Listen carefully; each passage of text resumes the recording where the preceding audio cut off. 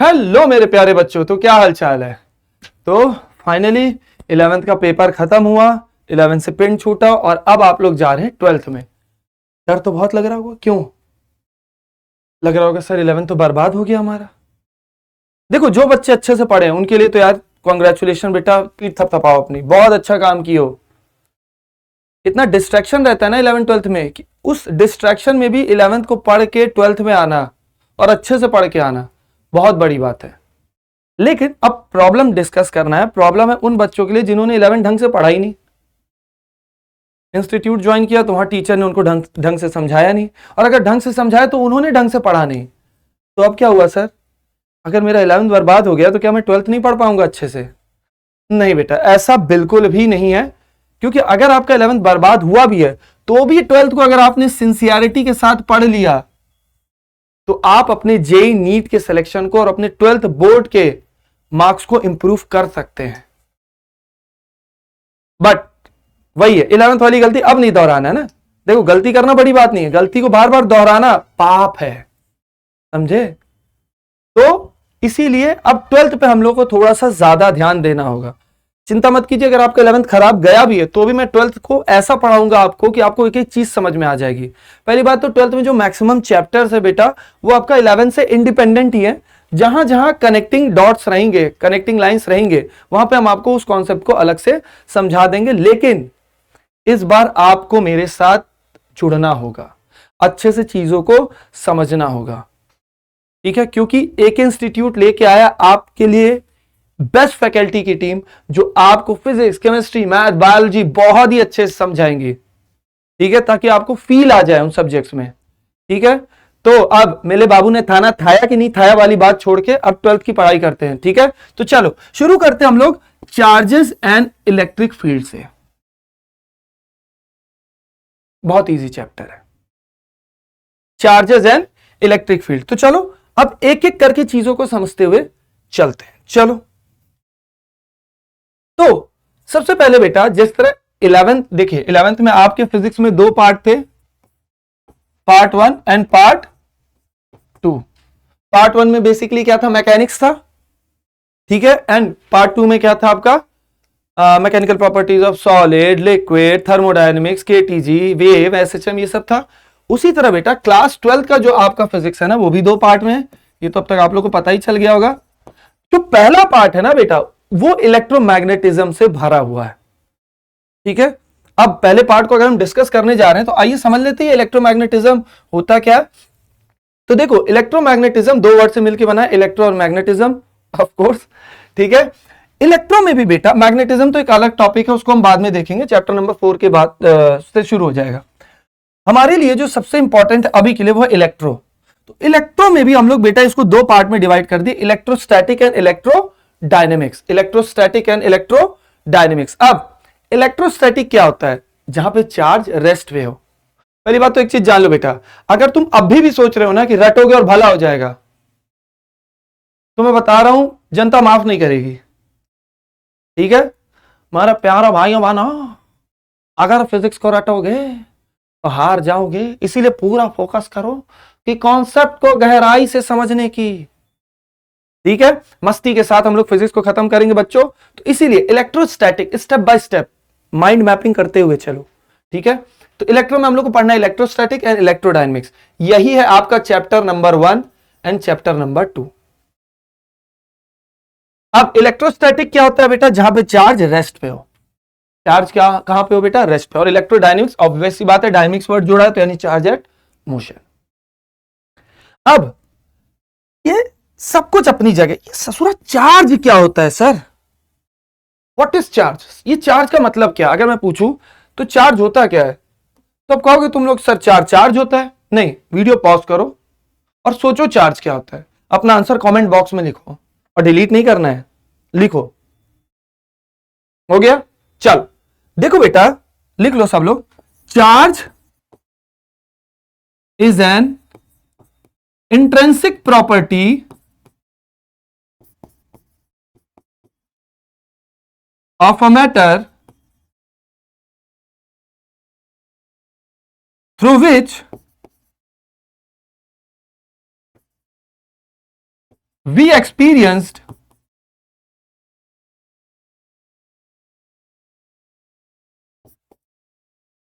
electric force या electrostatic force. या एक सेकंड रुक जाओ, सर ये अच्छा नहीं लग रहा है, रुक जाओ, गड़बड़ हो गया, एक second. Of a matter through which we experienced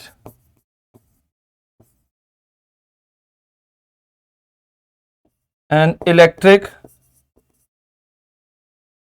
field in our surrounding। Clear है? तो चार्ज क्या होता है, देखो ये तो बुकिश डेफिनेशन होगी, अब समझ लेते हैं। चार्ज क्या होता है बेटा? एक इंट्रिंसिक प्रॉपर्टी होता है। इंट्रिंसिक प्रॉपर्टी क्या होता है बेटा?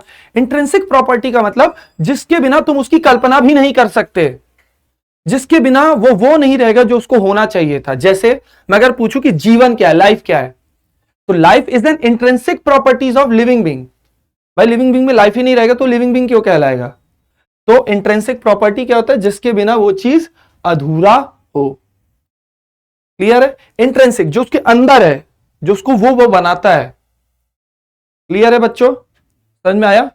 चलो, charge is an intrinsic properties of matter through which we experienced an electric field. समझ में आ गया? क्लियर है? आओ आगे बढ़ते हैं। चार्ज की वजह से हमें इलेक्ट्रिक फील्ड एक्सपीरियंस होता है। अब बेटा चार्ज के बारे में कुछ चीजें और जान जाओ। आखिर ये चार्ज होते कैसे, बनते कैसे? पहली बात तो हम लोग चार्ज को दिखाते बेटा कैपिटल क्यू से। किससे दिखाते? कैपिटल क्यू से। अभी इधर मत देखो, इधर देखो। Q is equal to, Q से दिखाएंगे हम लोग इसको, और इसका एक फॉर्मूला होता है Q is equal to n e. Q is equal to n e. इसका एसआई यूनिट क्या होता है बेटा? कूलम। इसका एसआई यूनिट क्या होता है बेटा? कूलम होता है। अब ओरिजिन ऑफ चार्ज की बात करते हैं। ठीक है सर, चार्ज दो तरीके के होते हैं, हमने पढ़े, पॉजिटिव और नेगेटिव। ठीक है, तो नेगेटिव चार्ज कब बनता है बेटा? नेगेटिव चार्ज बनता है जब हमारे पास इलेक्ट्रॉन, किसी भी न्यूट्रल बॉडी में इलेक्ट्रॉन ज्यादा हो जाए तो क्या बन जाता है बेटा? Negative charge body. तो देखो इलेक्ट्रॉन्स, इलेक्ट्रॉन्स क्या होते हैं बेटा? वन इलेक्ट्रॉन की वैल्यू होती है -1.6 इंटू 10⁻⁻⁹ कूलम। ओके, मास कितना होता है इलेक्ट्रॉन का? 9.1 into 10⁻31 kg। Smallest unit of negative charge. याद रखना, अगर कोई पूछे कि एक नेगेटिव चार्ज सबसे छोटा कितना हो सकता है, सबसे छोटा, तो वो इतना ही हो सकता है, इससे छोटा चार्ज एग्जिस्ट नहीं करता है। फिर वो आप दूसरे डायमेंशन में चले जाएंगे जिसको बोलते हैं क्वार्क्स। अरे एटम से छोटे क्या होते हैं? इलेक्ट्रॉन, प्रोटॉन और न्यूट्रॉन। अब तुम कहोगे सर इलेक्ट्रॉन प्रोटॉन से छोटे क्या होते हैं? वो होते हैं क्वार्क्स। लेकिन अभी हमको उसमें जाना ही नहीं है, ये हमारे कोर्स में नहीं है। बहुत सारे टीचर्स पढ़ाते हैं पर हमको उसमें जाना ही नहीं है, अपने कोर्स में नहीं है। तो क्वार्क्स होते हैं जो इनसे भी छोटे होते हैं, लेकिन हमको इसमें नहीं जाना। हमारे लिए एक इलेक्ट्रॉन, एक इलेक्ट्रॉन से छोटा कुछ नहीं है। ठीक है, समझ में आ गया बच्चों? इसके सिंबल को हम लोग किससे दिखाएंगे? ई माइनस से। बहुत लोग इलेक्ट्रॉन को ऐसे दिखाते हैं, बहुत लोग ऐसे दिखाते हैं। अब आते हैं प्रोटॉन पे बेटा। प्रोटॉन क्या होता है बेटा? 1.6 इंटू 10⁻⁻⁹, बस यहाँ माइनस लगा होता है, यहाँ प्लस लगा होता है। प्रोटॉन का वेट इलेक्ट्रॉन से, प्रोटॉन का मास इलेक्ट्रॉन के मास से ज्यादा होता है, 1.67 into 10⁻⁻27 kg। Smallest unit positive. जिस तरह एक इलेक्ट्रॉन की वजह से नेगेटिव चार्ज आता है वो सबसे छोटा होता है, उसी तरह पॉजिटिव चार्ज प्रोटॉन, प्रोटॉन की वजह से एक पॉजिटिव चार्ज की सबसे छोटी यूनिट प्रोटॉन होगी, उससे छोटा कुछ नहीं हो सकता है। ठीक है, और बहुत सारी बुकों में प्रोटॉन को पी से भी दिखाते हैं या ई प्लस से भी दिखाते हैं, आपकी अपने ऊपर है, आपकी अपनी श्रद्धा है। ठीक है, सिंबल क्या है इसका? P plus. ठीक है, अच्छा सर समझ गए। एक चीज जान लो बेटा, E की वैल्यू हमेशा 1.6 इंटू 10⁻⁻⁹ ही है, चार्ज की वैल्यू, एक छोटे चार्ज की। उसके आगे माइनस लग गया तो इलेक्ट्रॉन है, उसके आगे प्लस लग गया तो प्रोटॉन है। उसके लिए अभी कंफ्यूज नहीं होना है, उसके लिए मारामारी नहीं मचाना है। ठीक है, चलो अब सबसे मोटी मोटी चीजें हम लोग अभी समझ लेते हैं। पहला क्या? Charge can not be massless. Charge कभी मासलेस हो ही नहीं सकता है। अरे भैया देखो चार्ज है, इसका मतलब इलेक्ट्रॉन प्रोटॉन होंगे, इलेक्ट्रॉन प्रोटॉन है तो भाई मास तो होगा ना। भाई बात समझ में? हर मैटर के अंदर, याद रखना बेटा, हर मैटर के अंदर मास होगा, अगर मास नहीं तो वो मैटर नहीं। और हर मैटर के अंदर चार्ज भी होगा, क्योंकि मैटर एटम से ही बने हैं ना, और एटम के अंदर क्या होता है? Electron proton. अब जैसे मान लो मेरी बॉडी पे चार्ज नहीं है, ये बोलना गलत है। मेरी बॉडी में चार्ज है, लेकिन हाँ वो चार्ज बैलेंस है, नेट चार्ज जीरो है मेरे ऊपर। मेरे पास जितने पॉजिटिव है उतने ही नेगेटिव भी है, इसलिए मैं जीरो, नेट चार्ज जीरो है। इसका मतलब ये नहीं कि मेरे पास चार्ज ही नहीं है। समझ में आया बच्चों? क्लियर है? चलो आगे बढ़ते हैं। अब like charge repel each other and unlike charges attract each other. ये तो आप सबको पता है कि पॉजिटिव पॉजिटिव एक दूसरे को रिपेल करता है, पॉजिटिव नेगेटिव एक दूसरे को अट्रैक्ट करता है, नेगेटिव नेगेटिव एक दूसरे को रिपेल करता है। ठीक है, अगर कोई न्यूट्रल एटम है बेटा, अगर कोई न्यूट्रल एटम है और उसमें से तुम इलेक्ट्रॉन को निकाल दो तो बॉडी क्या हो जाएगा? Positively charged. और अगर तुम उसमें इलेक्ट्रॉन ऐड कर दो तो बॉडी क्या हो जाएगी? Negatively charge. ये तो बहुत सिंपल सी बात है सर, ये तो अपन लोगों को समझ में आ गई। याद रखना Q क्या होता है? चार्ज। चार्ज को हम किससे दिखाते हैं? Q से। E क्या होता है बेटा? E होता है बेटा 1.6 into 10 to the power -19 coulomb. अब इसके आगे माइनस लग गया तो वो इलेक्ट्रॉन है, प्लस लग गया तो प्रोटॉन है, उससे कोई दिक्कत नहीं है। ठीक है, और N क्या है बेटा? नंबर ऑफ इलेक्ट्रॉन या नंबर ऑफ चार्ज पार्टिकल। कितने E हैं वो क्या दिखाता है? N। अब वो E लिखा है मैंने, E प्लस या E माइनस नहीं लिखा है, वो आपके ऊपर मैंने छोड़ दिया। अगर प्रोटॉन होगा तो प्लस लगा देना, आगे इलेक्ट्रॉन होगा तो माइनस। उसके लिए टेंशन मत लेना, बच्चे उसके लिए भी टेंशन ले लेते हैं, अरे सर क्या होगा? अरे यार कोई मतलब नहीं। क्लियर है? चलो, जब मतलब होगा तो मैं बता दूंगा। चलो, अब बेटा चार्ज और मास तो कहा जाए तो मैटर की एक इंट्रिंसिक प्रॉपर्टी है। मैटर के अंदर चार्ज और मास दोनों होते हैं, लेकिन दोनों में अपने अपने अंतर भी होते हैं।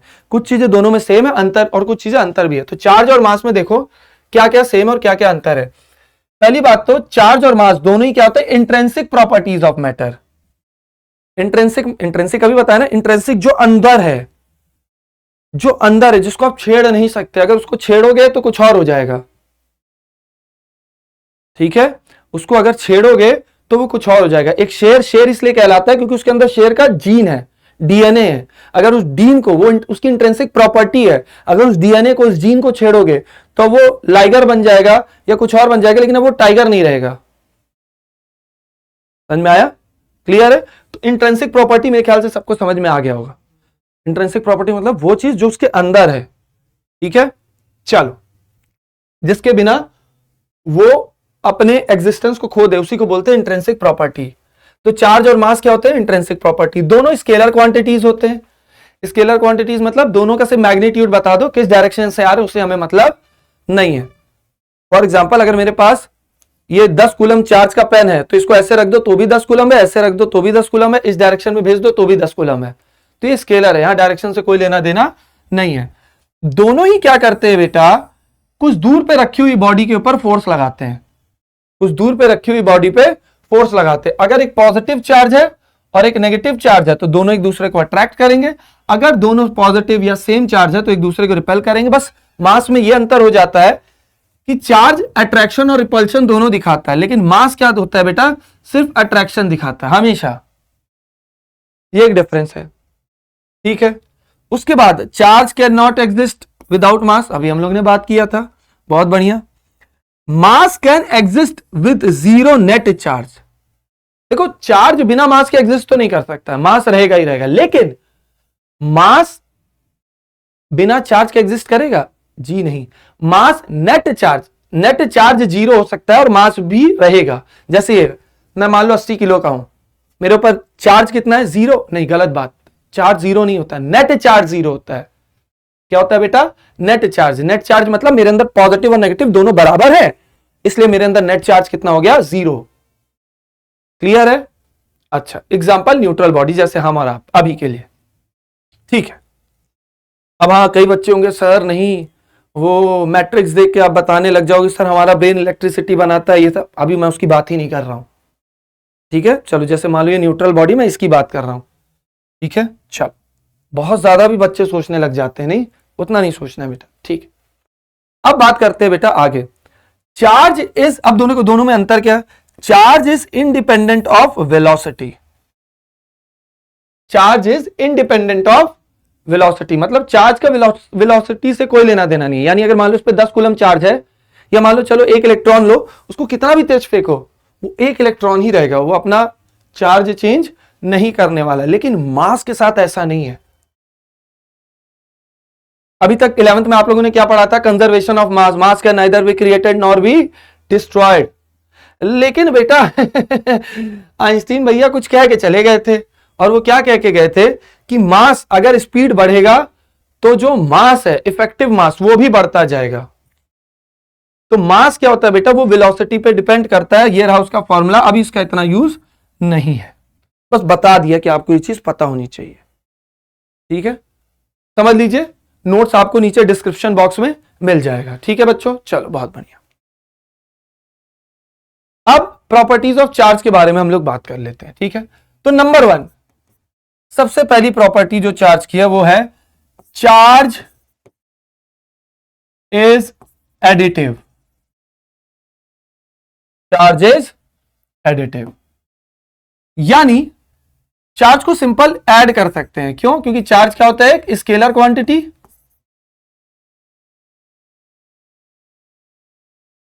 स्केलर क्वांटिटी है, इसका मतलब सिंपल इसको ऐड करो। इसमें तुमको कोई भी sine theta, cos theta, component या सुपरपोजिशन ये सब करने की जरूरत नहीं है। फॉर एग्जांपल, अगर मान लो मेरे पास एक बॉडी है, इसके अंदर +2q चार्ज है, -3q चार्ज है। ठीक है, एक सेकंड, ऐसे मत लिखो, नहीं तुम लोग कहोगे सर ये q कहां से आ गया। ठीक है, मान लो मेरे पास एक बॉडी है, इसके अंदर +2 कूलम चार्ज है, यहां -3 कूलम चार्ज है, यहां पे मान लो एक चार्ज ऐसे आ रहा है आपका +4 कूलम, और यहां पे एक आ रहा है -5 कूलम। अगर मैं पूछूं इस बॉडी में टोटल चार्ज कितना है, तो टोटल चार्ज कितना हो जाएगा? अरे सर इसको जोड़ दो, इसको जोड़ दो, इसको जोड़ दो, तो ये हो गया 2c, जोड़ो साइन के साथ, -3c + 4c -5c। तो ये कितना आ जाएगा? ये आ जाएगा बेटा आपका 3 और ये -8 हो जाएगा, और ये आ जाएगा आपके पास -2 कूलम। एक सेकंड, 3 और 8 हो गया, तो 6 -2 कूलम आ गया। समझ में आ गया? अरे देखो देखो देखो देखो देखो, 1 कूलम, हाँ ठीक है, 6 और 8, ठीक है, 2 कूलम आ गया बेटा। तो ये होता है चार्ज इज एडिटिव। सिंपल, किसी बॉडी पे कितना भी चार्ज हो उसको पूरे को जोड़ दो, और ये आ गया इसका टोटल चार्ज। चलिए नेक्स्ट प्रॉपर्टी पे चलते हैं। तो नेक्स्ट प्रॉपर्टी है बेटा जो हमारी, वो है चार्ज इज कंजर्व्ड। इसका मतलब बेटा, इसका मतलब charge can neither be created nor destroyed. आप अपने से चार्ज बना के उसको डिस्ट्रॉय नहीं कर सकते। हाँ, आप इलेक्ट्रॉन को निकाल के या डाल के चार्जेस के कैलकुलेशन को, नेट चार्ज को +-0 कर सकते हैं, but you can not create charge और डिस्ट्रॉयड अ चार्ज। आप इलेक्ट्रॉन नहीं बना सकते, प्रोटॉन नहीं बना सकते। ठीक है, अभी के लिए मैं modern physics, radio activity in सब की बात नहीं कर रहा हूं, मैं अभी के लिए बात कर रहा हूं। क्लियर है? ठीक है, चल थर्ड है बेटा आपका, थर्ड पॉइंट है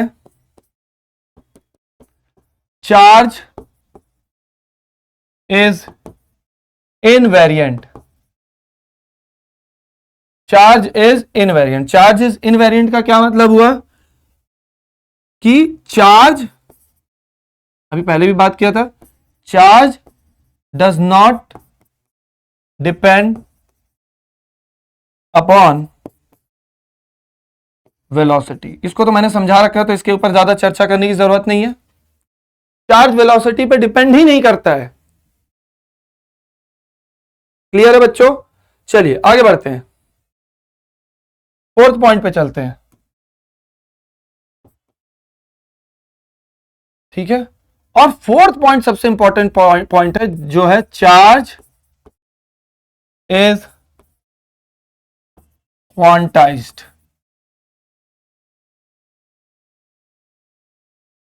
चार्ज क्वांटाइज्ड होता है। चार्ज क्या होता है बेटा? क्वांटाइज्ड। अब ये क्वांटाइजेशन का मतलब क्या होता है, पहले तो ये समझते हैं। पहले तो हम लोग समझ लेते हैं कि what is the meaning of quantization. देखो बेटा, क्वांटाइजेशन का मीनिंग होता है डिस्क्रीट या यूनिट। डिस्क्रीट या यूनिट। क्वांटाइज्ड मतलब होता है डिस्क्रीट यूनिट, मतलब किसी को आप लोग, और ये हमेशा किस में होता है बेटा, इंटीजर में, पॉजिटिव इंटीजर में।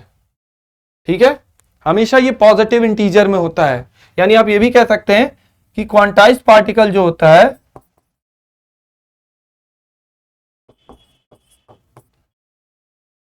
Natural number 1 2 3 4। देखो बेटा, क्वांटाइजेशन का मतलब समझो, किसी चीज को डिस्क्रीट यूनिट मानना, किसी चीज को अपने आप में एक कंप्लीट यूनिट मानने को ही हम लोग क्या बोलते हैं, क्वांटाइजेशन। जैसे फॉर एग्जांपल, अगर आपके क्लास में 50 बच्चे बैठे हैं, अगर आपके क्लास में 50 बच्चे बैठे हैं, उतने में एक टीचर आ गए, एक टीचर आपकी क्लास में इंटर करते हैं, तो आप, अब वो आपसे बड़े हैं, आपसे दुगने एज के हैं, तो आप उनको दो थोड़ी गिनोगे, उनको एक ही गिनोगे ना। अब आपकी क्लास में कितने लोग हो गए, 51।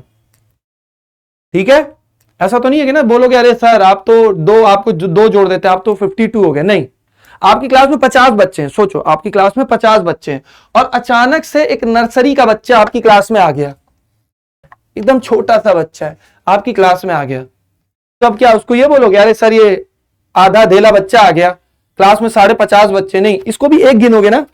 अगर कोई पूछेगा क्लास में कितने लोग हैं, तो 51 बोलोगे ना इसको लेके, क्योंकि तुम क्या कर रहे हो कि किसी भी चीज को अब एक मान रहे हो, किसी भी चीज को अब क्या मान रहे हो, एक। समझ में आया? जैसे जब भी दुकान पे जाओगे तो बोलोगे ना भैया 5 संतरे दे दो, 4 केले दे दो, 6 अमरूद दे दो, ऐसे ही बोलोगे ना। ये तो नहीं बोलोगे भैया 1.5 अमरूद दे दो, भैया 2.5 केले दे दो, आधा तो नहीं देते ना। पॉइंट समझो जो मैं कहना चाह रहा हूं। अब यह नहीं कि अरे नहीं सर हमारे चाचा की ठेले की दुकान है हम काट के ले आएंगे, नहीं नहीं, ये सब नहीं, जो बात बता रहे वो समझो। तो हम इंसान क्या है, क्वांटाइज्ड है। हम इंसान क्या है, क्वांटाइज्ड, यानी एक इंसान को एक यूनिट मानेंगे। ठीक है, यूनिट यानी पॉजिटिव इंटीजर यानी नेचुरल नंबर। अब सबको पता है कि चार्ज का फॉर्मूला क्या होता है, Q is equal to NE। तो अब बच्चों को क्या लगता है बेटा, जो बच्चे कंफ्यूज होते हैं उनको लगता है अच्छा सर चार्ज इज क्वांटाइज्ड का मतलब ये है, चार्ज इज क्वांटाइज्ड का मतलब ये है कि हमें Q को इंटीजर में लेना है, मतलब Q हमारा इंटीजर में होना चाहिए, यही मतलब है क्या सर? नहीं, रॉन्ग। देखो E की वैल्यू तो फिक्स है 1.6 इंटू 10 टू द पावर -19, इसको छोड़ो। क्वांटाइजेशन ऑफ चार्ज का मतलब होता है कि N की वैल्यू इंटीजर में होनी चाहिए, वो भी पॉजिटिव इंटीजर।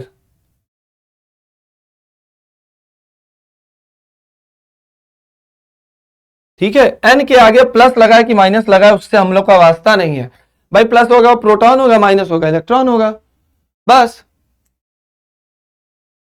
भाई क्लास में कितने स्टूडेंट हमको अभी उससे मतलब है, क्लास में अगर बॉयज होंगे तो उनके आगे बी लगा देंगे, गर्ल्स होंगे तो उनके आगे जी लगा देंगे, बस।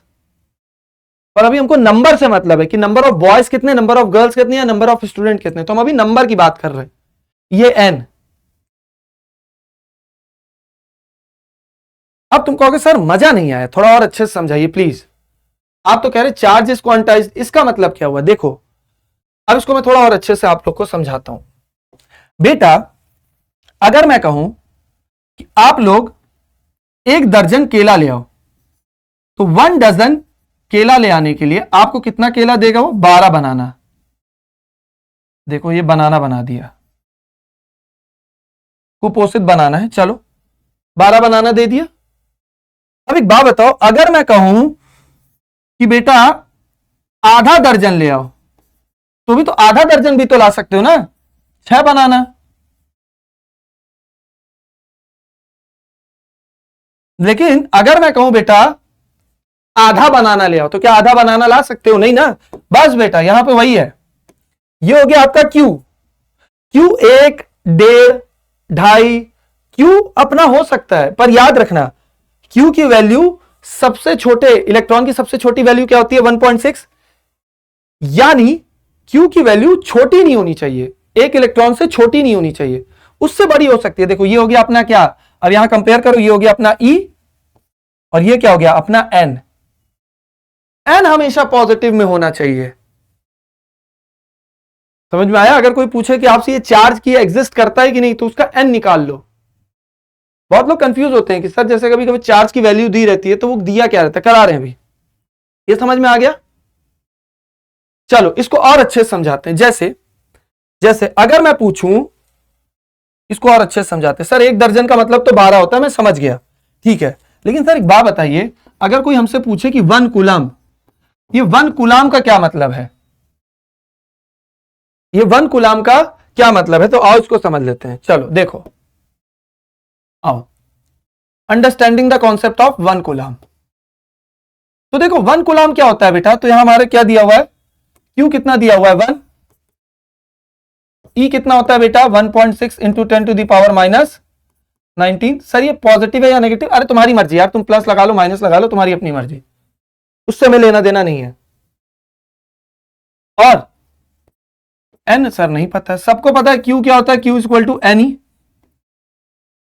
सबको पता है ये बात, रख दो बेटा 1 coulomb is equal to n, n कितना है सर, एन तो निकालना है, ई कितना है 1.6 into 10 to the power minus 19, ठीक है।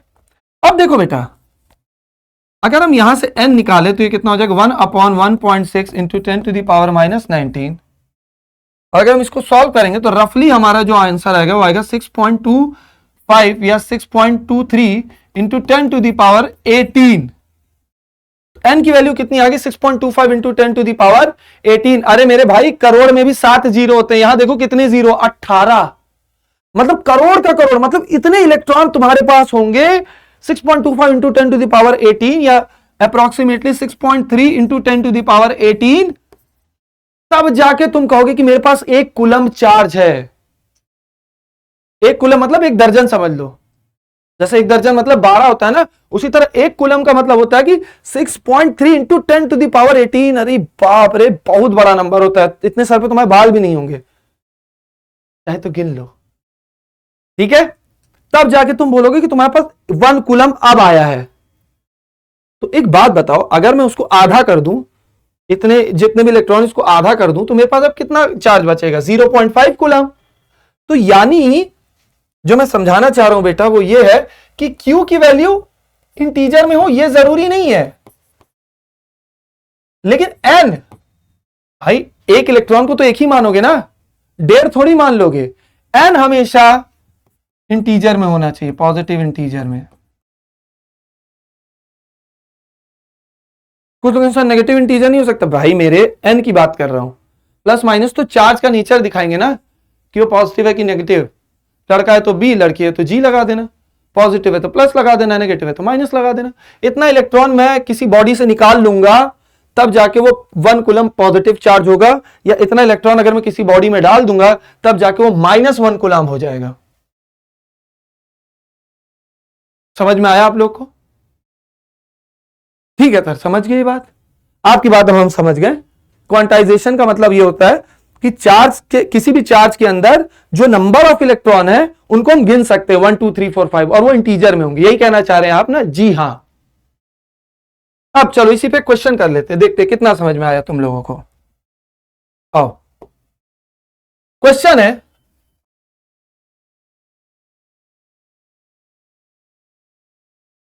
Which of the following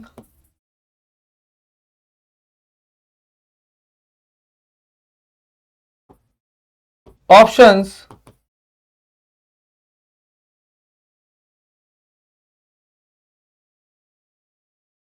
will exist?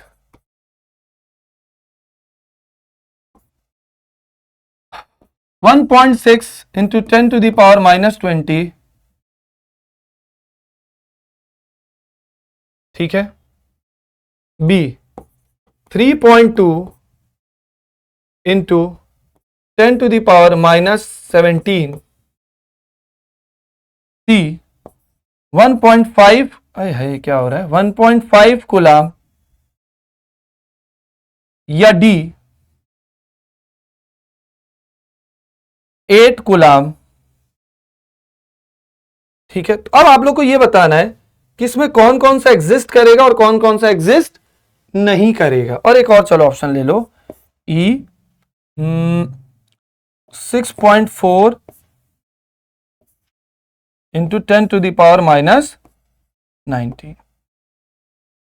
चलो बच्चा लोग बताओ कौन कौन सा इसमें एग्जिस्ट करेगा, कौन कौन सा नहीं करेगा।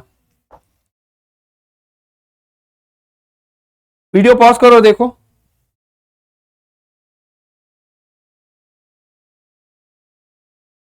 चलो आ जाओ, करते हैं। आई होप आप लोगों ने ट्राई किया होगा। आओ सबसे पहले ए को चेक करते हैं। ए में देखो, ये जो अब बच्चे हमसे पूछते हैं सर ये जो आपने दिया है ये क्या है। बेटा ये क्यू की वैल्यू दी हुई है। ये क्या दिया हुआ आपको, क्यू की वैल्यू दी हुई है। आओ देखते हैं, करते हैं। ए कितना हो गया, Q is equal to N ही होता है, सबको पता है, बार बार नहीं लिखेंगे। तो ये कितना हो गया 1.6 इंटू एन, और ई की वैल्यू क्या होती है 1.6 इंटू 10⁻⁻⁹। आओ चेक करते हैं कि ये सही है कि नहीं है। ठीक है, आओ इसको जरा चेक कर ले कि ये सही है कि नहीं है। अब अगर हम इसको चेक करें बेटा, तो एन जब भी पूछे कौन सा चार्ज एग्जिस्ट करता है, इसको ले जाके एन निकालो हमेशा। एन कितना आ जाएगा 1.6। अच्छा देखो, सॉरी एक सेकंड बच्चा, इसको अच्छे से लिख दे। आई डोंट नो, पता नहीं पेन क्यों ढंग से काम नहीं कर रहा है। चल, तो नंबर 1 हम लोग करके देखते हैं। 1 कितना हो गया, क्यू हो गया 1.6 into 10⁻⁻⁻20 is equal to n into 1.6 into 10⁻⁻⁹। N कितना हो गया बेटा 1.6 इंटू 10⁻⁻20 अपॉन 1.6 इंटू 10⁻⁻⁹। अगर मैं इसको सॉल्व करूं बेटा, तो देखो 1.6 मर गया और ये ऊपर चला जाएगा, तो ये कितना आ जाएगा मेरे पास आंसर 1/10, जो कि आ जाएगा 0.1। तो क्या ये प्रैक्टिकली पॉसिबल है? क्या एन की वैल्यू 1 से कम हो सकती है? जी नहीं।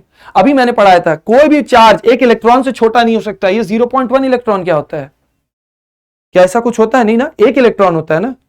0.1 इलेक्ट्रॉन थोड़ी, इलेक्ट्रॉन को तुम काट दियो क्या 10 हिस्सों में? नहीं, तो ये एग्जिस्ट नहीं करेगा। आ जाओ दूसरा देखते हैं कि एग्जिस्ट करेगा कि नहीं। चलो अब हम लोग दूसरा चेक करते हैं। तो यहां पे कितना दिया हुआ बेटा 3.2 into 10⁻⁻17 is equal to n into 1.6 into 10⁻⁻19। N कितना हो जाएगा बेटा Q अपॉन ई, यानी 3.2 इंटू 10⁻⁻17 अपॉन 1.6 इंटू 10⁻⁻19। अगर मैं इसको सॉल्व करूं तो ये 1.6 से ये मर गया 2 से, और ये इधर आ जाएगा कट पीट के 2 इंटू 10⁻2 यानी 200। हाँ 200 इलेक्ट्रॉन तो हो सकते हैं ना। तो अगर मैंने 200 इलेक्ट्रॉन ले लिए तो हमारे पास चार्ज Q की वैल्यू कितनी हो गई बेटा 3.2 इंटू 10⁻17। समझ में आ गया? तो 200 इलेक्ट्रॉन मिलकर कितना चार्ज बनाएंगे 3.2 इंटू 10⁻17, यानी Q की वैल्यू डेसिमल और इन सब में हो सकती है, उससे दिक्कत नहीं है, लेकिन N की वैल्यू हमेशा पॉजिटिव इंटीजर में होनी चाहिए। आइए सी चेक कर लेते हैं। 1.5 कूलम होगा कि नहीं होगा? अरे बिल्कुल होगा यार, करेंगे तो पाप लग जाएगा। 8 कूलम तो देखने से ही लग रहा है सर ये तो होगा ही होगा, टिक लगा दिए। इसको चेक करते हैं, क्या सर ये होगा क्या 6.4 इंटू 10⁻⁻19। आओ चेक कर लेते हैं। तो ये हो जाएगा बेटा तीसरा 6.4 into 10⁻⁻19 is equal to n into 1.6 into 10⁻⁻19। अरे ये तो इजी है, इसको यही कर लेते हैं। देखो n कितना आ गया, देखो 10⁻19 10⁻19 कट गया, तो n कितना आ गया 6.4 अपॉन 1.6, यानी आंसर कितना आ गया 4। यानी 4 इलेक्ट्रॉन अगर हम लेंगे, n इंटीजर में आ गया यानी एग्जिस्ट करेगा। यानी अगर हम 4 इलेक्ट्रॉन ले लें, सिर्फ 4 इलेक्ट्रॉन, तो मेरा Q की वैल्यू कितनी हो गई 6.4 इंटू 10⁻⁻19। ये जितना भी पढ़ाया है ना बेटा, नीट और जेईई से क्वेश्चन आते हैं, बोर्ड में आते हैं, देखने में लगता होगा बहुत छोटा है, बहुत छोटा है, जब पढ़ा रहे होंगे तो इजी भी लग रहा होगा कई लोगों को, लेकिन देखो जब ये क्वेश्चन दिए तो बहुतों का आंसर गलत निकला। बहुत लोग क्वांटाइजेशन का मतलब जानते हैं लेकिन फिर भी आंसर गलत करके आ जाते हैं। तो I hope charge and electric field में जो पहला वर्ड है चार्ज, उसके बारे में आप लोग को सब कुछ समझ में आ गया होगा। नाउ नेक्स्ट क्लास में हम लोग अपने लेक्चर नंबर 2 में पढ़ेंगे कूलम लॉ। कूलम चाचा के बारे में पढ़ेंगे और उन्होंने जो लॉ दिया था उसके बारे में पढ़ेंगे। तो तब तक के लिए आप लोगों को क्या करना है, चार्ज के बारे में जितना पढ़ाया गया उसको अच्छे से पढ़ ले, कल पे ना टाले बच्चों। 11th वाली मिस्टेक मत दोहराइएगा आप लोग। हो गया 11th में जो करना था कर लिया, मैं मना नहीं करता हूं, दोस्ती यारी सब कुछ निभाइए, लेकिन पढ़ाई को भी एक सेट टाइम दीजिए। अगर 2 घंटा फिजिक्स पढ़ना है तो पढ़ना है, अब आप अपने हिसाब से टाइम डिसाइड कर लो। दोस्तों को 1 घंटा देना है तो दो, मैं मना नहीं कर रहा हूं, लेकिन पढ़ाई को भी 2 घंटा दो। क्लियर है, समझ में आ गया? तो चलो बच्चों आज के लिए इतना ही, अगले लेक्चर में हम लोग आगे के चैप्टर को बढ़ाएंगे। और signing off for today and have a nice day.